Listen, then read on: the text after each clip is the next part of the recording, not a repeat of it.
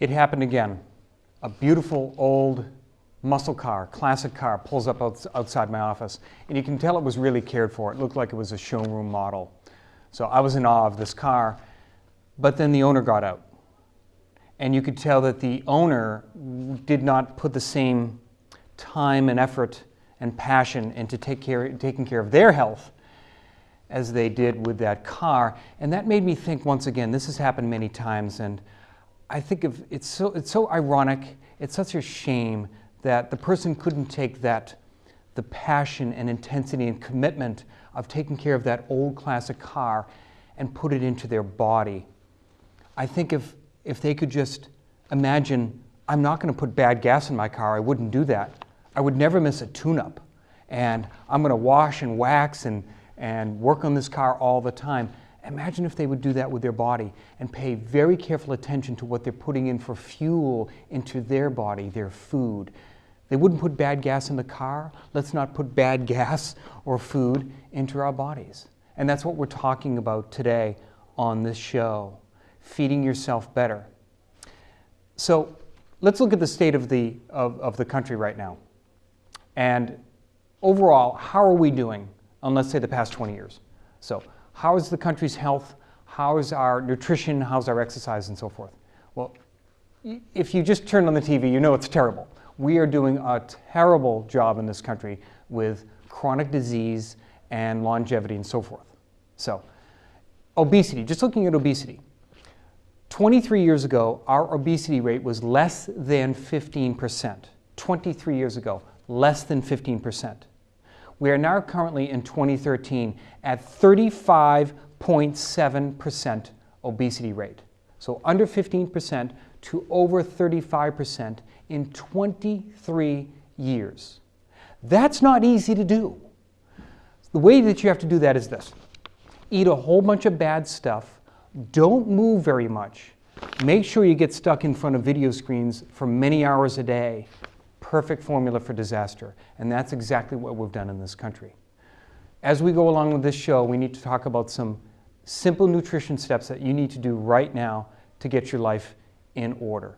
We have to change this obesity epidemic that we have. What I want you to do, if you're watching this show, I want you to think about why it's important to you, what your motivating factors are to making a change in your life. Is it that you want to be alive for your grandchildren? Is it that you want to be involved with your hobbies throughout the rest of your life until you die? Maybe it's you don't want to go into bankruptcy. The number one reason that somebody goes bankrupt in this country, in the United States, is because of medical bills. That means that you get a chronic disease that you have for a long time with a big hospital bill, and then you just can't pay that. The number one reason for bankruptcy. So maybe you decide that, I just don't want to be bankrupt, and I don't want to bankrupt my family. I need to take care of myself so I don't get sick. Think about what your why is. Why do I want to pay attention to my health? And then that will give you the importance of changing the food that you pick for yourself and for your family. So obesity, let's talk about obesity for a moment. Obesity is just being fat, right? It's just being overweight? No, it's not. I want you to think differently about obesity. Obesity is heart disease and high blood pressure. Obesity is cancer. We know that people that are obese have a much higher rate of cancer, and that includes all cancers: breast, uterine, colon, prostate, esophageal, pancreatic, and kidney cancers are all higher if you're obese. Obesity is diabetes. Obesity is Alzheimer's, dementia, and vascular dementia. Obesity is strokes. Obesity is liver disease, cirrhosis of the liver, and fatty liver disease. Obesity is gallstones. It's pancreatitis. Female disorders such as abnormal periods and infertility. All types of arthritis. Sleep apnea and snoring is also increased with obesity. It's lung disease, including asthma and pulmonary blood clots. Obesity is inflamed veins and blood clots anywhere in your body. In other words, obesity, which is what we're eating and our level of exercise and so forth, is the alarm bell. It's the Titanic heading towards the iceberg that's dead ahead. That's what I want you to think of obesity. It's more than just being overweight. It's a signal that you're heading for these diseases at an alarming rate. People are literally eating themselves to death, and that's what we want to change. We get to our graves with our teeth, as some people say. I see it all around me. I see it in my office every day. Unfortunately, patient after patient comes in with high blood pressure, diabetes, Alzheimer's, cancer, and I know that for the vast majority of people, these things were preventable. If somebody had told them and guided them along the way, which we're doing here, you could have avoided these serious diseases if you had taken steps on your own to do this. So what does it cost us? What does obesity and chronic disease cost us? In June of 2013, our CDC, the Centers for Disease Control, has stated this: heart disease, cancer, and diabetes, that's considered sometimes the big three. Those three diseases, heart disease, cancer, and diabetes, are responsible for 7 of every 10 deaths in this country. And it accounts for 75% of our healthcare spending. 75% for 3 diseases. I call it disease care spending because we're not spending it on health, we're spending it on disease, right? So currently, right now, that's 75% of $3 trillion. So $3 trillion. 75% of that is $2.25 trillion is spent, according to the CDC, for diseases that are largely preventable. So of course that means that we have to change the entire disease care system that we have. And I've already talked about that on prior shows on this program, and then you can watch those videos on my YouTube page. The other video that I want to make sure that you see, if you didn't catch my show, go to my YouTube page and you'll see the show I've titled The Alzheimer's Tsunami. Alzheimer's is also increasing by a significant rate. And we know that Alzheimer's, for the most part, is preventable if we do the same steps. Exercise, don't smoke, eat good things, which we're going to talk about in a moment. I already covered that on my Alzheimer's Tsunami. The reason I'm talking about it here now is Alzheimer's is projected to cost us $1.1 trillion per year by 2050. And that's right down the road. We just simply won't be able to pay for those bills. So I consider that now the big 4. We've got heart disease, diabetes, cancer, and Alzheimer's. If you put those 4 together, if we just tackle those 4, we can save the healthcare system. We can save most of you from becoming bankrupt. We can save the country. The country will go down. We will not be able to pay these bills in the very near future. The Harvard School of Public Health has stated in the past that 80% of heart disease and diabetes, 70% of the cases of stroke, and over 50% of all cases of cancer can be prevented with a healthy lifestyle. And that healthy lifestyle is, again, eat good things and don't eat bad things, get regular exercise, and don't smoke. So that healthy lifestyle, we now know we can knock down these chronic diseases by at least a conservative number, 75%. More people will go back to dying of old age as opposed to a particular disease or disorder. So you need to think about what your why is. Why do you want to pay attention to these things that we're going to talk about for the rest of the program, the food that you're eating? Some people will say, well, that's okay. I'm going to let my medical insurance and my doctors take care of me. As John Boehner, the Speaker of the House, has said recently, just this week in November of 2013, he said, we have the best health care delivery system in the world. Really? Well, let's take a look at some of the statistics. We are number 1, Secretary Boehner, we are number 1 because we spend more than any other country on health care. We spend $3 trillion a year. We also spend the highest percentage of our GDP on health care. So we're number 1 there. For that money that we're spending, according to the World Health Organization, we rank 37th in the healthcare system ranking, meaning effectiveness. According to the UN, we're number 40th in life expectancy, so 39 countries are better than us. According to the Gross National Happiness Index, we're 44th. So even though we have more money than anybody in the world, it doesn't make us very happy. We rank 44th in the country. Out of the 17 richest countries in the world, we rank, yeah, that's right, number 17th. We rank dead last in health outcomes and longevity. So we're not getting the bang for the buck, if you will. Also, here's our healthcare system. Right now, each year, 100,000 people die per year because they pick up an infection in the hospital. 106,000 people a year die because they took the right drug for the right way, for the right diagnosis, and they're dead. The numbers now have gone way up on medical mistakes, as you've heard in 2013. 440,000 people a year die because of medical mistakes. If you add up just those three numbers, 646,000 people a year die because of medical care. That's equivalent to 24 jumbo jets going down every week. That's a lot of people. We need to clean up the healthcare system. You need to eat better things and exercise so you don't become a statistic like I just read. We need to keep you out of the hospital. And hospital people agree with that. Now, we have great trauma care in this country, and that was shown once again in a wonderful way with that terrible Boston Marathon bombing that we had. And the emergency care that we have is A+, best in the world. But for preventing and managing chronic disease, mainly preventing chronic disease, we get an F. And that's why you're listening to our show here. Let me give you a patient story. I'll call him Joe. Joe was 100 pounds overweight. He decided on his own, enough is enough, I don't want to do this anymore. He decides, I'm going to lose this weight on my own. I'm not going to diet, I'm just going to change it. So slowly over time, he just starts eating better things like more vegetables, stopped eating the sugar, got away from the soda, and so forth. Made some basic changes that he could stick with. In year 1, he loses 50 of his 100 pounds. Cool, good start. Year 2, the weight loss slows down, he loses 20 pounds. Year 3, he loses 10. Year 4, he loses none. So he's on the 5-year plan, right? Now, imagine if I came up with a new diet program. Let's say I go on TV today and say, I have Dr. Fuller's new weight loss program. You're going to work with me for 5 years, and then you'll get your goals that you're looking for.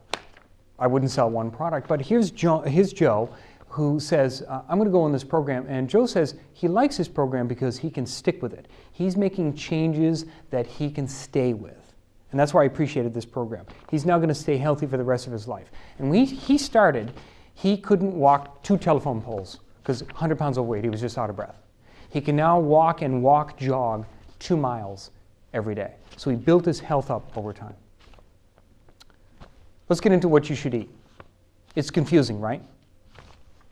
Some people say this is bad for you, and then it's good, and then it's bad again, and then it gets good again, and so on and so forth. It seems to be confusing. You see the Atkins high-fat, high-protein diet, and then you see the McDougall vegan diet, and you see everything in between, and lots of meat, lots of fat, no fat, vegetables, no vegetables. It's just a Mediterranean diet. It's across the board.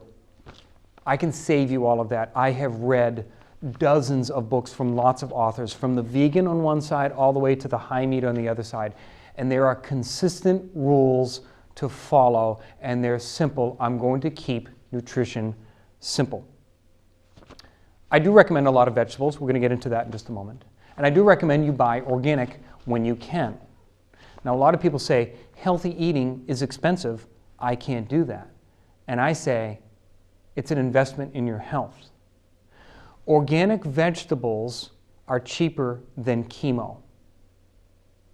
Organic vegetables are cheaper than the co-payments that you have to spend on your high blood pressure medications and on your diabetic medications and your arthritis medications and the nursing home.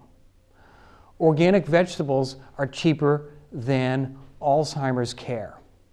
It's also much cheaper than going into bankruptcy because of medical bills. So it's an investment. Paying a little bit now, you don't pay a lot later. I have another patient story for you. This is an interesting story. I had a patient from Haiti. She moved to the United States and she came here and gained 100 pounds. So we had talked about maybe making some changes, and she said, I don't know exactly what to do, Dr. Fuller. And I said, well, what did you eat in Haiti? She said she used to be a really thin person in Haiti. She said, beans, rice, and vegetables. I said, try eating that. So she started eating beans, rice, and vegetables, her native diet, if you will. She came back to me a month later and she said, all of my aches and pains are gone. I'm starting to lose weight. I'm sticking with this. This is great. Simple piece of advice. It just had to trigger something in her mind. Yeah, I'll just eat my native diet and I'll be all set. I know it's difficult to eat well. It's difficult to eat well because bad food is around you all the time. Bad food surrounds you. It's dirt cheap. It tastes really good. You have to navigate your way through your day-to-day life. You have to expend extra energy to do the right thing. And everybody watching the show right here in the studio saying, absolutely, it's difficult to be able to do that. It's not fair. That's the way that our free society is set up. You have to almost navigate the minefield before you have to go and eat that healthy food. If we flip-flop that, if healthy food was around us all the time, and it was cheap and readily available, and you had to go out of your way to eat poorly, I think the outcomes would be quite a bit different in this country. Go back to the smoking campaign. In the past, smoking was cool. It was the in thing to do decades in the past when smoking was at its highest. Close to 50% of the people smoked. It was everywhere and it was well accepted. Since then, we've changed that considerably, and I call it the anti-smoking campaign, right? We had a public information campaign, we got into the schools, and we did this. So we were able to knock the smoking rate from about 50% at the height to about 20% now. Was that campaign worth the effort? It wasn't perfect, 50% to 20%. Was it worth our effort? Absolutely. Think about the numbers of lives it saved or made better, the healthcare costs that it saved as well. It was definitely worth a campaign. I propose we do a similar campaign here to make good, healthy food acceptable for all of us and readily available. Okay? We need to do that. We need to spend the time and the effort just like the anti-smoking campaign. It won't be perfect and it won't be easy. It won't happen overnight. But I talked about how to do that on prior videos. Go check those out. What can you do right now? I'm going to give you 12 things that you can do right now. 3 of them are the top. If you just pick one of these and work on it, you're taking a step to improve your health. So pick one. Here's the top 3. Number 1, eat more vegetables. That's it. Show's over. Just eat more vegetables. If you do that, you're going to save your life. You're going to postpone or prevent those chronic diseases. Any vegetable, all of them, mix them up. Try different vegetables. Try new ones. Try to have a salad every day. Make that salad with mixed greens and whatever vegetables you like. Put organic grilled chicken without arsenic on your salad. Your salad dressing could be balsamic vinegar and olive oil. Sounds actually pretty good, doesn't it? Go do that every day, and you will see your life change before your eyes. Eat more vegetables. All those diet gurus and the diet books that I talked about earlier, all of them have a consistent message. Eat more vegetables. Michael Pollan says, eat food, not too much, mostly plants. Dr. Robert Lustig says, eat real food. Basically, eat stuff that grows in the ground. If you do that, you're heading in the right direction. Number 2, you have to get rid of the sugar. Sugar is the evil player here. It's not fat, for the most part. There is bad fat. It's not cholesterol. It's sugar. Dr. Robert Lustig's book called Fat Chance is a wonderful book that will talk to you in detail about this. He does such a great job talking about sugar. Let me tell you a quick story. Back in the 70s, well-meaning researchers found that in populations with high heart disease, they also found high cholesterol. And they also found that high-fat diets increased cholesterol. Conclusion, cholesterol is the enemy, fat is the enemy, get rid of the fat. So we took all the fat out of the food. What happened? Food didn't taste very good. What did we add in place? Sugar. So over the past 30 years, 35 years, our protein intake stayed about the same. Our fat intake went down a little bit. Our sugar intake stood on its end and went way up. Here's the problem. Fat increases a type of low-density lipoprotein, the bad cholesterol, that doesn't bother you. It's called large buoyant. Large buoyant cholesterol does not bother you. It floats around, doesn't cause a problem. Sugar increases the really bad cholesterol called small, dense, The small particle can get into your blood vessels, sneak in the wall, cause inflammation, build a scar. You have atherosclerosis. You have blocked coronary arteries. You get plaques and strokes from sugar. Sugar increases the bad cholesterol. We now know for sure sugar is the enemy. Get rid of your sugar. That's what you need to do. Now, when I say sugar, I'm not just talking about table sugar. I'm talking about high fructose corn syrup. I'm talking about any sweetened anything, any soda. You knock out the soda. If you're a soda drinker and you knock out the soda and just drink water, you're doing a great thing. I'll get to that in just a moment. Get the sugar out. Sugar also means flour, white flour, anything white. And I'm pretty negative on white potatoes too. Yams are fine, but white potatoes I think should go. Get rid of the baked goods, the floury stuff and so forth. Anything baked, the cookies and crackers and chips and snacks. Again, basically everything that tastes good, yeah, that stuff's got to go. Okay. Get rid of the sugar. And number 3, this is a nutrition program, but you can't talk nutrition without talking about exercise. The two of them go together. All of the weight loss studies are very conclusive. People can take weight off, we all know that, but the people that keep the weight off are the ones that are continuing to exercise. You have to put the two of those together. Nutrition is king, exercise is queen. Together you have a kingdom, says Jack LaLanne. And I agree, the two of them go together. It's like brushing and flossing. You have to do them both. So exercise every day. I'm not talking about going to the gym for an hour.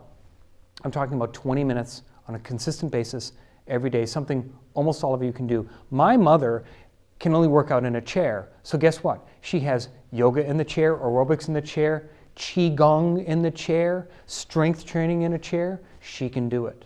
I know of a elderly facility in Massachusetts. They brought in martial arts and they adapted it so people in wheelchairs and walkers and canes could do the martial arts.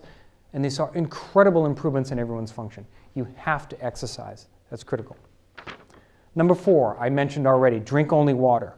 Get rid of the soda. Get rid of the diet soda. Diet soda is worse than regular soda. Get rid of the sports drinks, the juice, no juice. It's all sugar, no juice. Fruit is fine because fruit has fiber. If you eat an apple, that has fiber and some sugar in it, but the fiber slows down absorption.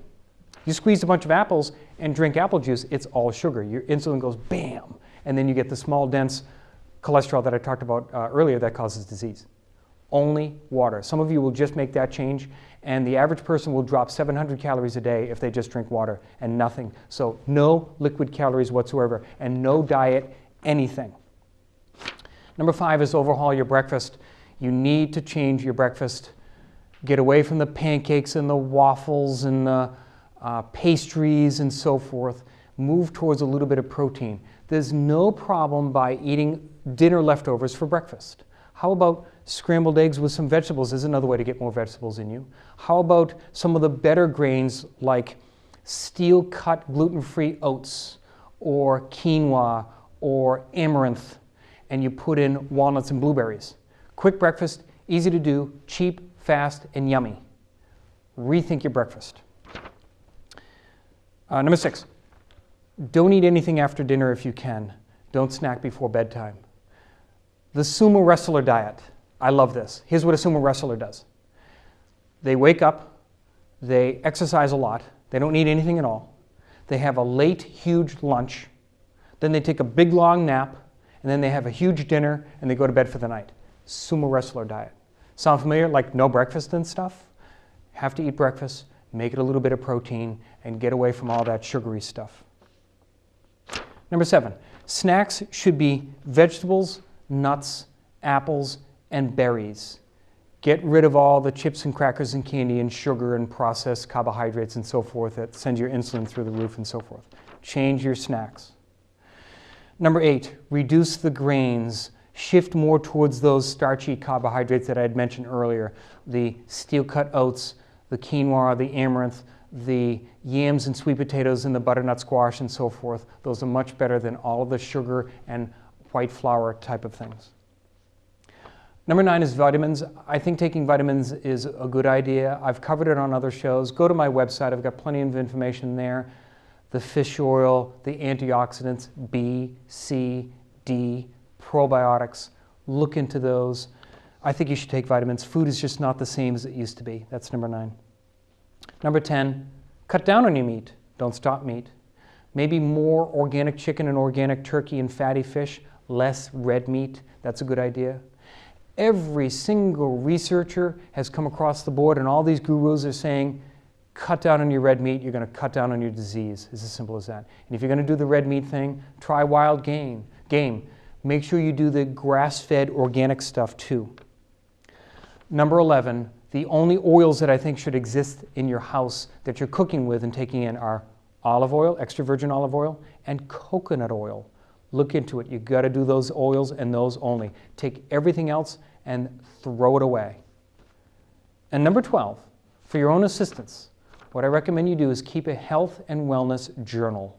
Have a place, whether it's on your computer or notebook, health and wellness journal. Start recording what you're doing for changes.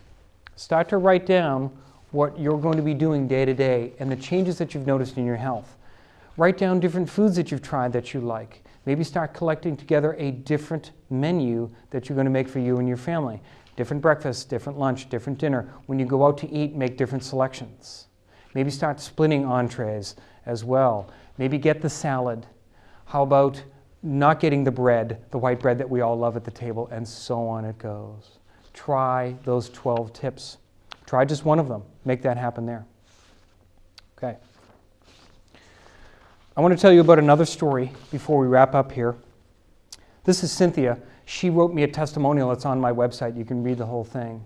She has diagnosed hypothyroidism. She had 60 pounds that she could not lose. She'd been coming to me for a variety of situations, and chiropractic care helped her a lot.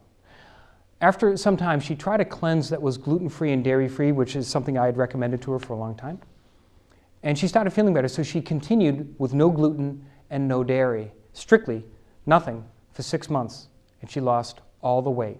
And her thyroid gland is now back to normal again. Pretty cool testimonial. Go read that. That's very interesting.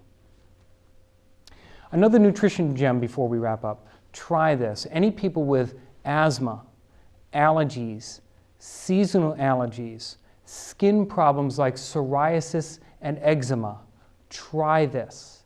Eliminate dairy products 100% for 1 month. Nothing from a cow for 1 month, and see what happens. I have testimonials written on my website, go check it out, that will talk about people that have tried this, and they have seen amazing results in all of those symptoms. Frequent colds and sinus problems and so forth, try it. You might be really pleased with the results. And lastly, I want to talk about some nationwide solutions for just a moment. As we talked about earlier, it's very difficult to eat well. You have to navigate the minefield, and you know that kind of society is against you. The nationwide solutions are as follows. We have to set up health and wellness centers in every town and city across the country. And these health and wellness centers will be focused on teaching people how to shop with the same amount of money but do a healthier job of it, and show them how to cook. So these health and wellness centers will have cooks there that will show you how to prepare meals quickly and efficiently for you and your family. These health and wellness centers will also have exercise classes staffed by personal trainers and physical therapists and chiropractors and so forth, and showing people how to exercise regardless of their exercise ability. I've talked about this in previous shows, so go check out my videos on the YouTube page. Lastly, here's a book that's going to help you get better. It's called The Slight Edge by Jeff Olson. The Slight Edge. And he talks about it like this. He says, it's easy to eat a cheeseburger and pizza and ice cream. It's also easy to eat vegetables with grilled chicken. It's easy to do one, and it's also easy not to do. You have to take simple little steps every day. Make these simple decisions that won't give you a payoff necessarily that day, but it will give you payoffs in your future. That's a great book to check out. Thank you. Please join me again.